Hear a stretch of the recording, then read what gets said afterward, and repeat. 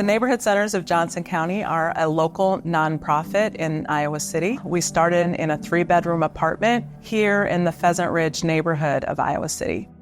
Neighborhood Centers of Johnson County started 50 years ago as a grassroots initiative in a 3-bedroom apartment. When we started, we had a pretty large number of Southeast Asian refugees because the fall of Saigon in the late 70s, and our governor at the time welcomed refugees and they said, come to Iowa. They started out with the school social work with 4 volunteers, $100 and stolen chairs. So that was the beginning. It was called the Mark IV Apartments and, a 248-unit low-income housing project in the middle of a cornfield. So there was a lot of conflict within the neighborhood, and there were 4 graduate students that started an intervention out here, a neighborhood-based intervention, in a 3-bedroom apartment to address the issues that they were seeing. Any childcare that we had back in those days was more like respite care and prevention, just to help moms and dads have a break from their kids. We didn't have licensed childcare. My parents lived here at what was called Mark IV Apartments at the time. One of my, vivid childhood memories was wanting to go back to the neighborhood center. My mom would drop me off with some people and go take care of something, and everyone was happy to be here. And, it was just this little apartment. It was just bustling full of people. There were magazine racks and coloring activities and stuff for the kids. And, to go from, using neighborhood center services back in the late 70s, early 80s, and then to come back and work at the neighborhood centers is something I'll never forget, and it's something I'll always be paying forward. I started in October of 1983. I'm the historian at this point. There were 3 people that worked at neighborhood centers. I was part-time, and there were 2 full-time people. Debbie Weinstein and Diane Pepitone was the director. When Diane left, Bob Vanderbeek became the director for a few years. And when Bob left, Joan Vandenberg came on as the director. The living room is where we did all the programming, including community dinners where we served everybody in the neighborhood. I'm sure we broke every fire code ever written. And then we had 1 bedroom was the preschool room, and then 2 bedrooms were the offices.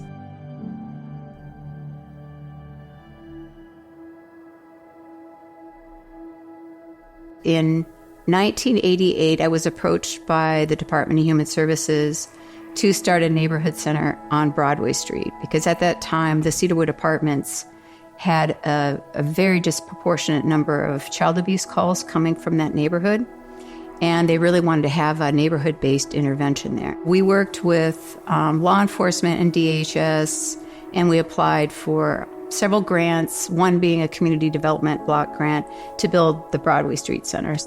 And then in 1990, we actually opened that building. Not long after we got the Broadway Street building built, that we started fundraising for the Pheasant Ridge building to get out of the 3-bedroom apartment. Under the Clinton administration, there was a limited amount of time that you could be on welfare. I would say it was a very big pivot for the agency to meet that need. We had started, looking into what it would take for neighborhood centers to provide childcare. When I started as director in the mid-90s, we built this building with classrooms, to accommodate early education programs started here. The summer of 1996, we started doing early childhood education programs and after-school programs here. By the end of 96 or early 97, we had about 120 slots of early education programs. So that growth was pretty rapid. After that commitment, we realized that we have an opportunity to do more with these programs than just warehouse children for 8 hours a day. We almost immediately pursued accreditation and failed miserably the first time. Our vision was really about not just providing service, but also providing a clear and consistent presence in a neighborhood that people could count on. That was always the vision. I think, of course, we always were looking for new opportunities. We started a center out in Tiffin, which would kind of serve the Clear Creek Amana School District. We kind of bounced around for a while and continued to do some work in the schools, but kind of lost the center out there. So in the mid-2000s, started doing after-school programs in the schools, which really kind of grew for us over the course of the next few years, and that allowed us to reach a lot more children. The mission is consistent, but the programming shifts based upon emerging needs. So you'll see things happening now that didn't happen 25 years ago because things have changed. Different languages are spoken in the neighborhoods. Things have shifted. You know, that's what a good community neighborhood-based program does, is you keep changing and pivoting as the needs of your community change. We're NACE accredited and have been since 1997. When we first started in 2019 was the QRS process, which is the quality rating system, which is the state of Iowa through DHS. Currently, we are level 5 at Broadway, which is the only one in the state. And we are level 4 here at Pheasant Ridge. It's rare to have this high of a quality and also a national accreditation. We morphed into a place where we're good at this. Our teachers are 4-year degree teachers. You know, we're proud of early childhood programs. They're the best. They're the best in the county.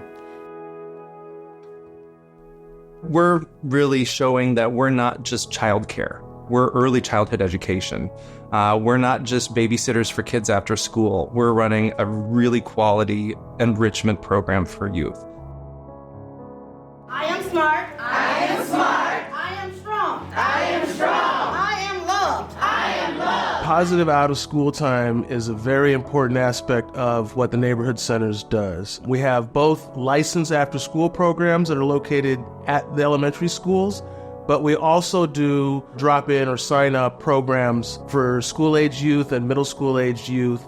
I was responsible and took lead in implementing several programs that helped connect kids to enriching out-of-school experiences. Some of the after-school programs that I oversaw was LEAD program, which was a college prep program for junior high school students living in the neighborhood centers service areas, as well as a youth cycling program and other outdoor recreation focused programming. So it was important for me to look at what barriers I could remove and how I could get them involved in some of the things that other young people who had all the resources readily available to them. One of the programs that I used to do quite a bit was getting kids involved with youth sports in the area: baseball, softball, basketball, flag football. And I noticed that probably half the team at the City High team were teams that Doug and I coached when they were kids. And when we started coaching them, there were none of our kids on the City High team. And so just to see that sort of impact, you know, a lot of those kids ended up going to college. A couple of them got some scholarships, you know, and really turned their life around just being able to participate in youth sports. Hi, my name is Hanadi Al-Shazali. I have been working for the neighborhood centers since 2011.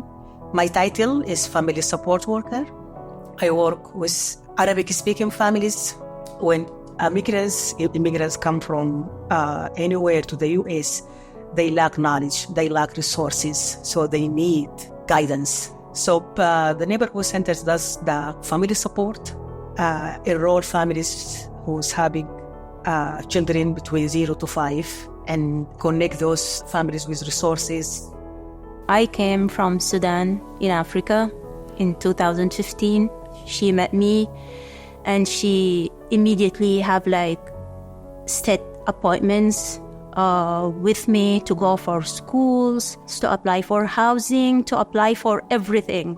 I know that every application on the last 7 years, I did it here on the computers of the center, those computers. I work with families coming from the Democratic Republic of Congo. And all these families, some speak French, Lingala, and Swahili. Yaki ezalaki un peu difficile na langue, mais grâce à centre na bino eza na mutu akontaktaki membre moko centre na bino, papa Aron ayaki nde aidaki ngai na komisa bana na classe. Après kokomisa bango na classe aide nga vraiment na makambo ebele. I went to school alone and everyone was laughing at me because I didn't dress properly. Everything was basically hard, but I still managed to get where I am today, and I'm proud of myself. He usually come by the house maybe 3 or twice a month. When he comes, he's gonna bring us food. If I have a problem, I'll just call him and he's gonna be there for me. He's like an uncle that I just got from here, and he's part of my family. my own kids went to the Broadway Neighborhood Center for daycare in the late 90s. You know, my kids hadn't had organized daycare really, and it was a first for them. My children are adopted, and they had some trauma in their lives early on, and they learned how to socialize with other kids. They learned a lot of good habits, and they really helped us to figure out what was going on with them. You know, it's also been really interesting to see that there's more people of color in leadership at the organization, too. My children are African American, and I know that when they were young, it mattered to see people in positions that, you know, allows you to there's an old saying, if you can see it, then you can be it. We're quite diverse, which is very unique for an organization in Iowa. We have a large population of immigrant and refugee families. Our staff here at neighborhood centers are also representative of that population. It's really important in how we serve and how we connect and how we engage with families from similar backgrounds. I also worked here while I attended the University of Iowa. As I had more children, they also were here, and I continued to work and work study until I graduated. That was my first connection to neighborhood centers. It was the additional support and morale, knowing that I had a village of people here to help me. I have worked in the athletic department here at the University of Iowa in student athlete academic services. One of the things that we try to do was get them exposed and connected with community. And with great power and platform as a student athlete, we know there's responsibility. And so we have engaged in 3 major programs with the neighborhood centers over my course of 33 years. One of the things that we do in the fall, and we've done this since the mid-90s, is have Hollow Ridge Halloween. So we would have a Halloween party here in this building, and our student athletes would come in and decorate the hallways and those rooms in a haunted house sort of way. In the evening, we would take the students through those rooms, scaring them and having fun. And from a leadership standpoint, it gives our athletes an opportunity to engage and to use their platform to have fun and get to know and build relationships with these kids and these families that might be coming to their games. It exposes our athletes to diversity, and that's just giving back to the community in general, being a good servant. I am a family support worker, mainly working with Spanish-speaking families. I've been doing that for almost 19-something years. As part of the programs that we offer to families, we want to offer something that is cultural sensitive or attractive to the families. Since I'm from Mexico and I love dancing, and we have different kind of special traditional dances that we teach in elementary schools, the different levels in Mexico. So I started to put together the dancing at home, practicing. We put together a celebration for Mother's Day. That was our first kind of show off.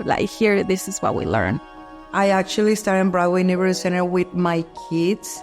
I was studying, and they was helping me with childcare. And I used to work with Laura, and she was amazing, helping me and all kind of the resources to, try to keep on with the tutoring, because I honestly at that time I was giving up.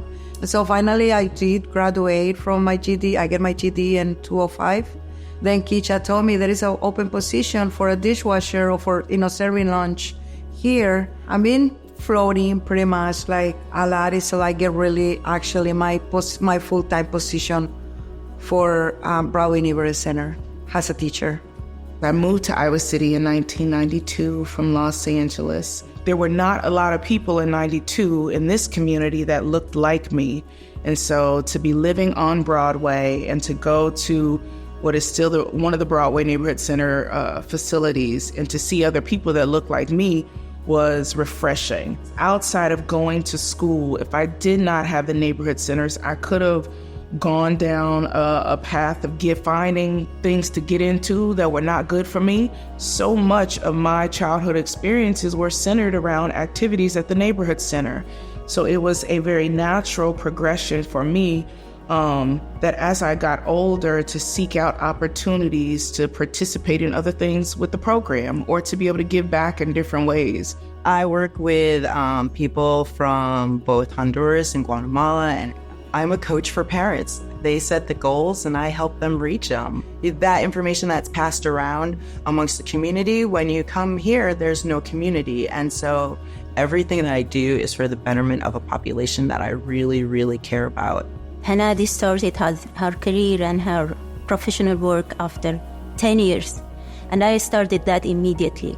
And my main goal was to go to school. I could not do that because I had my daughter. And I went to school, I finished my MBA. It's like, I know how much help you're doing. And one of those big things we do too, it's helping moms with the pregnancy, that's start, and helping set up all the preventive care, doctor's appointments.